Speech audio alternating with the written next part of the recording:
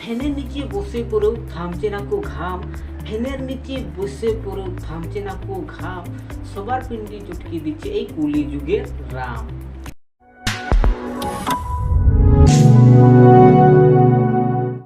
So hey guys, welcome back to my channel roast box. তো আজকে আমি সেই মহান ফিল্মকে নিয়ে কথা বলবো যেটা দেখে সবাই বলছে ये तो टट्टी है। তাই তখন তোমরা নিশ্চয়ই বুঝতে পেরেছো যে আমি কোন ফিল্মের কথা বলছি। হ্যাঁ, ঠিক ধরেছেন, আমি কথা বলছি গাঁজাখোরের লেখা নিউ ফিল্ম আদি পুরুষকে নিয়ে, যেটাতে আবারও হিন্দু দেব দেবীদেরকে নিয়ে মজা করা হয়েছে। তো চলো আর ঝাড় পাকা না করে এই দেব দেবী মজা করা ফিল্মকে নিয়ে আজকে আমরা খেলবো। আসো খেলবো, খেলা হবে, খেলা হবে। একটা সময় ছিল যখন আমরা এদেরকে সত্যিকারের রাম সীতা মনে করতাম। সেই হাসি, সেই রূপ, সেই অ্যাক্টিং, নিঃসন্দেহে তুই ঠিক কথা বলেছিস। এদের সিরিয়াল দেখলেই মন ভরে যেত, কিন্তু এদের অ্যাক্টিং দেখলে তুমিও শিহরিত হয়ে উঠবে। এদের অ্যাক্টিং দেখে তোমার গান জ্বলবে না, এটা হতেই পারে। বলেন কি? রামায়ণে রামের হাসিটা খুব ভালো লাগতো, কিন্তু একে দেখুন, একে দেখে মনে হচ্ছে যে সে 10 দিন ধরে হাগু করেনি। ফাইটিং হিরোকে রাম বানালে আর কি হবে বলুন? প্রথমে ভেবেছিলাম আমি যে এটা বাহুবলী 3 দেখছি। আহারে কি কন? রামায়ণে দেখেছিলাম যে রাবণ সীতাকে হরণ করে তার রথে করে লঙ্কা নিয়ে গেছিল, কিন্তু এই ফিল্মে আবার অন্য কিছু দেখানো হচ্ছে। সীতাকে হরণ করে ভাদুড়ির ওপর চাপিয়ে লঙ্কা নিয়ে যাওয়া হচ্ছে।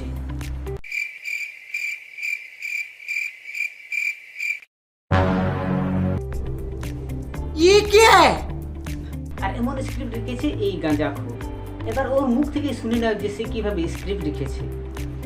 मैं एज अ राइटर, मेरे ख्याल से मैंने गिनी नहीं पर 70वीं फिल्म होगी, 70th फिल्म होगी मेरी ये, जिसमें मैंने गाने लिखे, मैं इन्वॉल्व रहा। 70 फिल्मों में से मेरी ये पहली पिक्चर है।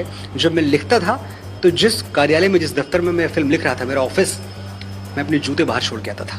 শুনলে তো, এই ফিল্মটা দেখার পর আমরা জানলাম যে সে শুধু জুতোটাই নয়, নিজের মাথার বুদ্ধিটা বাইরে রেখে দিয়ে আসতো।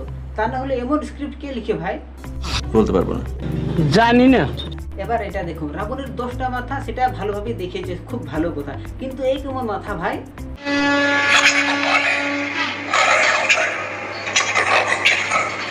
উপরে 5টা, নিচে 5টা, এমন তো রাবণের মাথা ছিল না, সব এক সারিতে ছিল 10টায়।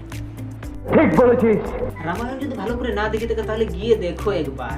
এরকম গান্ডু জিনিস আর বানাও না প্লিজ। বলিউডের লোকরা এমন জিনিস বানাবে যেটা পাবলিকরা ক্রুদ্ধ হয়। আর ক্রেতা যুগে কি আদিদাসের কোম্পানি ছিল? মানে? না মানে রাবণ এখানে আদিদাস কোম্পানির জামা পরেছে, তাই বললাম আর কি। ও আচ্ছা, জানা থাকলে একটু বলবেন প্লিজ। রামায়ণতে এমন শুনিনি তাই। ওকে ওকে, এবার একে দেখে বলুন তো ইনি কে হতে পারে? বলতে পারবো না। আমি বলছি, ইনি হলেন ছাপরি রাবণ। What? এরকম মাস্ক পরে সে কামারের মতো লোহার অস্ত্র প্রস্তুত করছে।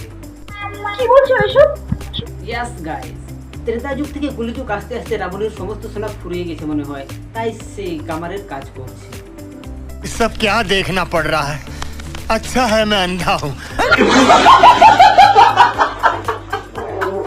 মানে স্ক্রিপ্ট লেখার একটা সীমা থাকে ভাই। সে একজন রাজা, আর রাজা কি হাতুড়ি মারতে দেখাচ্ছ?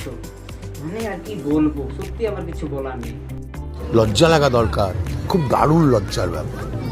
আর এই ফিল্মের ডায়লগ ভাই কি আর বলবো, পুরো মা বোনকে এক করে দিয়েছে। कपड़ा तेरे बाप का, तेल तेरे बाप का, आग भी तेरे बाप की, और चलेगी भी तेरे बाप की। এটা কি কোনো ডায়লগ হলো? ছি ছি ছি ছি। আর নিউজ চ্যানেলে তো ভাই অন্য কিছুই চলছে। আদি পুরুষ রামকে নিয়ে ফিল্ম হয়েছে বলে এত লোক দেখেছে, সেটা মনে রাখবে। কথাটা ঠিকই বলেছেন। আর পাবলিকরা যদি আগে থেকে জানতে পারতো যে রামায়ণের নামে পিন্ডি চটকানো হচ্ছে, তাহলে তারা একবারও এই ফিল্ম আর দেখতে যেত না। সত্যি 100% সত্যি। আর তোমাদের 1 টাকাও ইনকাম হতো না। রামায়ণ তো এরা ছাড়লো না, রামায়ণকে এরা ধান্দা বানিয়ে ছেড়ে দিল। কি কর তুই? এমন জঘন্য ফিল্ম শুট করতে তোমার একটিও দ্বিধাবোধ হলো না? কাম সেরা ফেলেছেন ভাই, আপনি কাম সেরা ফেলেছেন, একদম বাম্পার মারছেন এবার। ছি ছি ছি ছি, লজ্জা লাগা দরকার।